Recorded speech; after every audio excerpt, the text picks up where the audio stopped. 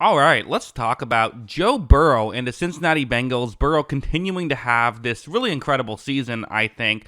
Let's talk about what happened here. So let's start off with a simple play, something like this. It's going to be just a cover three zone. You see the route that T. Higgins is running here. Burrow's going to take the snap, and this one just works out, right? I mean, the play action works. They're able to make the throw. Higgins is getting wide open. This happens sometimes with the Bengals offense, right? Burrow, of course, hits the throw, and they're able to make a big gain. So, okay, that play is cool, but again, that's not the highest degree of difficulty type play. I mean, if we're talking about Burrow as a potential MVP, although, again, the Bengals record will ultimately be why he probably doesn't get it, even if he deserves it. But if we're talking about him as a potential MVP, he has to be able to be making plays on his own to some degree as well, right? Well, he's certainly doing that. Like this play, it's going to be a man coverage concept in a goal line scenario. This is a 1st down and 10. This is the play that kind of went viral a little bit, and rightfully so.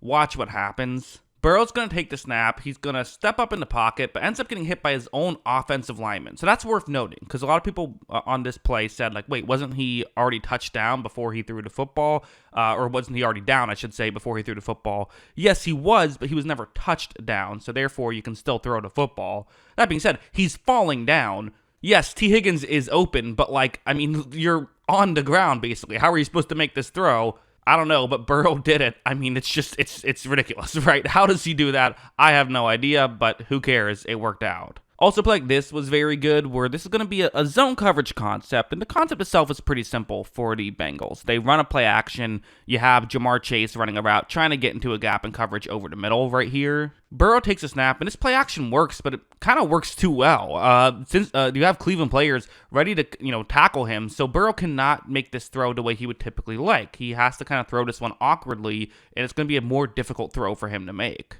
However, absolutely no worries. He is able to still flip the ball to Chase, who makes a great catch and breaks a tackle. Jamar Chase, one of the best in the league, and showing why. Really good stuff by both of those two players. So again, it's high-level stuff, right? This next play, it's a man coverage concept, and this one, again, we can talk about Jamar Chase, we can talk about T. Higgins. This is Andre Osavas, who has been a pretty good player for the Bengals this season. He's definitely been a nice piece as a third option. You see him in a one-on-one matchup.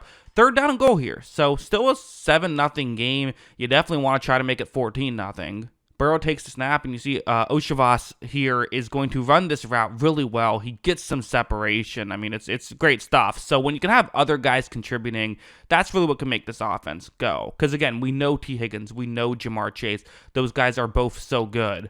But you can double both of those players. You can give them extra attention, and if that happens, you need someone else to get open, and here it happened. Burrow, of course, not going to miss that throw, and they're able to get a touchdown. So again, it's really, really good stuff here by this Bengals team. And I think, there's even just some other plays that are just like well-executed plays. Like this one, for example, this is going to be a man coverage concept. You have a pick play on the outside right here. It's going to be Chase Brown, who they're actually trying to get the ball to, the running back, who is out wide on this one. And again, 3rd down and 3. So, important play here, right? It's 17-0. You're feeling pretty good about yourself, but you want to get the 1st down. And again, watch Burrow takes the snap. He quickly gets rid of the football, which sometimes that's difficult. Sometimes you can't fully get the grip of the ball you want, but he's able to do that. He gets it perfectly accurate to Brown, who's able to turn the corner, and they pick up the 1st down. It's nothing crazy, but trust me, these plays are harder to execute than you might realize just looking at it. But the fact that the Bengals do this so consistently is what makes them good. Now, it's worth mentioning, this Bengals offense did not have a perfectly clean day. There were some issues. They did go up 17-0, but then they had 4 straight possessions where they failed to score, 3 punts and a fumble in there. What went wrong in that stretch? Well, let's start off with the play you see on your screen. It's a cover 3 zone right here, and they have Jamar Chase running a route, trying to get into a gap in coverage over the middle. Okay, we've seen this before. Let's see what happens. Well, here you're going to see that despite the play action, Cleveland's all over this, and I think that's part of it is they were really biting hard on those play actions early on. I think someone on the sideline said, hey guys, let's, if we get beat by Chase Brown, so be it. Chase Brown, to his credit, had a good game, over 5 yards per carry, but you can live with that. You don't want to get beat by Joe Burrow. Let's defend Jamar Chase and Joe Burrow heavily instead of defending against Chase Brown heavily. Here to have this lane clogged up. This one is deflected, and I don't want to say that was almost an interception because it wasn't, but could it have maybe been something? Also, I like the defender just taking off towards the ball. It's almost like a video game thing when something goes weird. That's fun. But yeah, I mean, just making the windows tighter, making it tougher for the Bengals. That's what the Browns were doing in the second half. And also just some nice plays where on this one, for example, it's going to be a man coverage concept on a 3rd down and 7. So 3rd down's obviously very important. Watch that player. I'm pretty sure that says number 9, Grant Delpit, the safety for the Browns.